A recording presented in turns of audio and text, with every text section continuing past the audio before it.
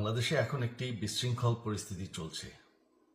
সারা দেশে আমাদের ভাঙচুর হচ্ছে, লুটপাট হচ্ছে, আমাদের শহরের বাইরে আমাদের নেতাকর্মী, আমাদের আওয়ামী লীগের নেতাকর্মীদের উপর হামলা চলছে, অনেকে হত্যা করা হয়েছে।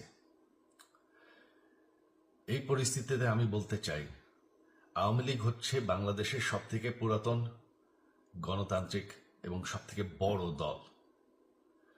আওয়ামী লীগ কিন্তু মরে যায়নি। আওয়ামী লীগ এই দেশকে, বাংলাদেশকে স্বাধীন করেছে। আওয়ামী লীগকে শেষ করা সম্ভব না।